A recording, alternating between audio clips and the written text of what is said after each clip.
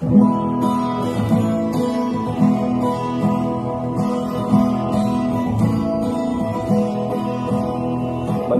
makinig, matuto. Manood, makinig at matuto. May aral natin ang kwento ng bayan ko.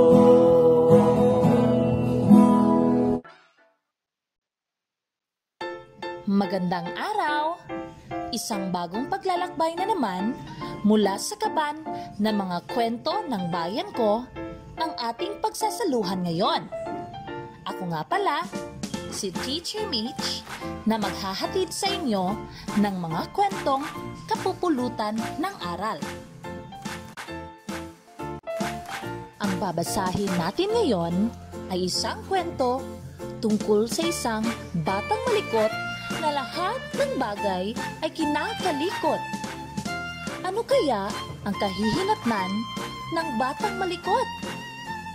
Ating alamin sa kwento na pinamagatang Si Potpot, ang Batang Malikot. Ito ay kwento at guhit ni Vilma Q. Fajardo ng Region 4, Mimaropa. Binigyang buhay naman ito sa anyo ng multimedia ng inyong lingkod, Mary Sil C. Pejo ng Division of Zamboanga del Sur. Handa na ba kayong maglakbay sa kaban ng mga kwento ng bayan ko? Halina't makinig!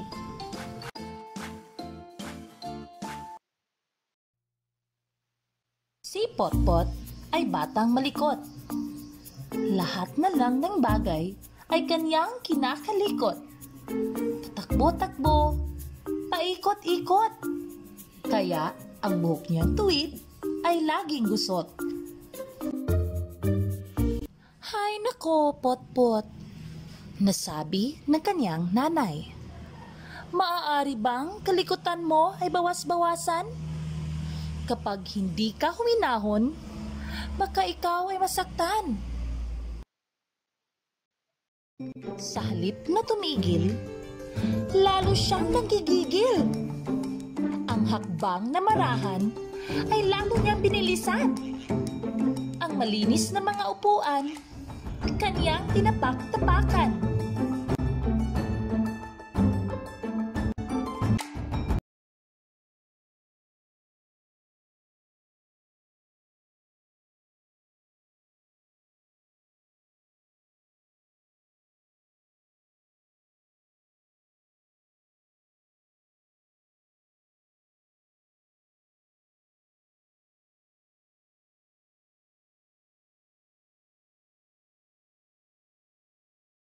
Na sumunod sa kanyang tatay, si Potpot ay lalong naglikot.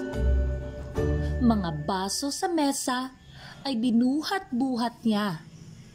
Maya-maya'y bigla niyang nabitiwan ang basong dala-dala.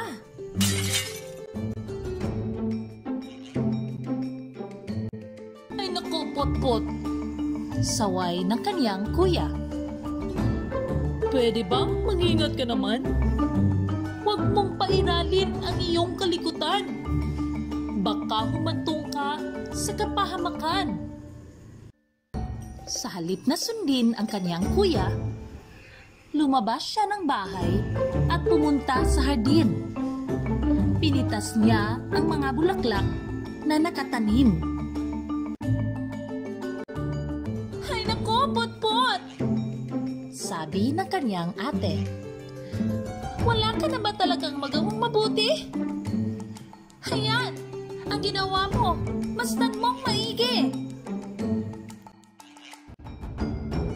Sa halip na tingnan, sa maliit na kwarto, siya ay dumiretso. Dahil sa pagod, agad siyang nakatulog. Maya-maya, si Potpot ay lumabas. Pasipol-sipol habang patakbo-takbo. Nakarating siya sa tapat ng isang malaki at lumang bahay.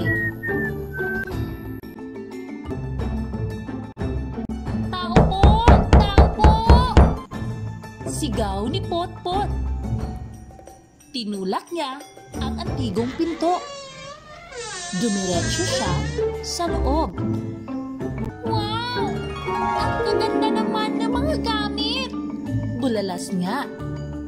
Natuon ang kaniyang paningin sa lalagyan na punong-puno ng makukulay na laruan. Hindi na naman niya mapigilan ang maglikod. Lahat ng laruan ay kaniyang ginamit. Hindi niya napansin ang dalawang bilog na mata na nakamasid sa kanya. Pinapanood lang siya ng mga ito habang naglalaro.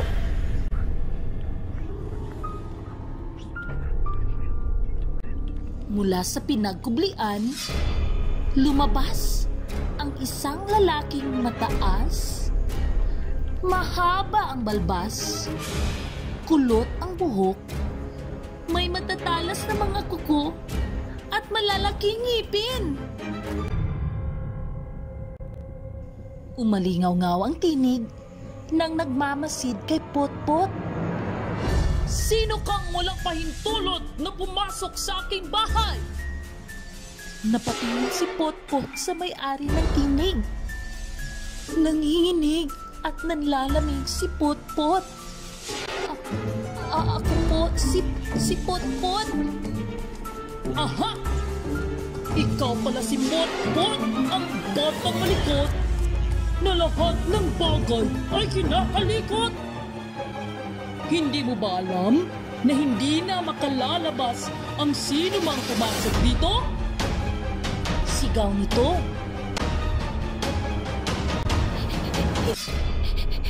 Hindi na po mauulit.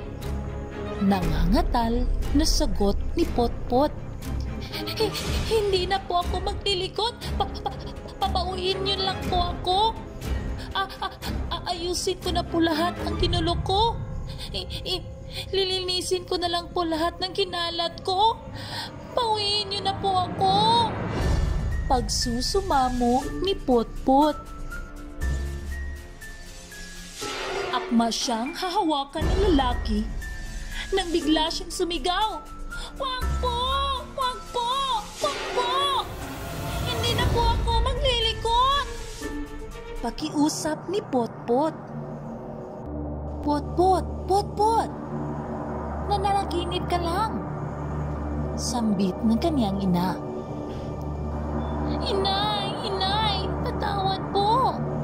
Sabay yakap sa kaniyang ina. Simula po ngayon, hindi na po ako maglilikot. Tutuwirin ko na po ang mga gawin kong malugtot. Pangako ni Potpot. Napangiti ang kaniyang ina. Hay nako, Potpot. Mabuti naman at napag-isip-isip mo na ang iyong kamalian. Anak, lagi mong tatandaan na walang mabuting may dudulot ang sobrang likot. Pangaral pa niya.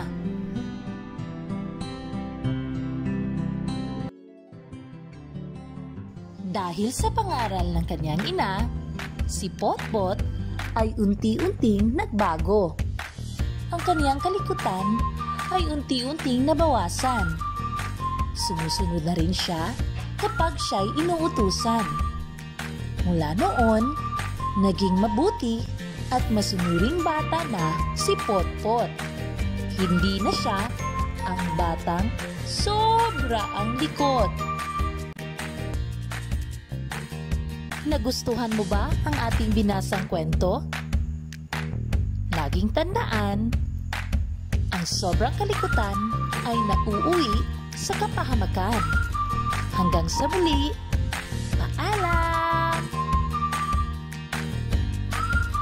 Ang kaban ng mga kwento ng bayan ko ay mula sa amin ng Bureau of Learning Resources at ng mga Learning Resources Management Section ng Kagawaran ng Edukasyon.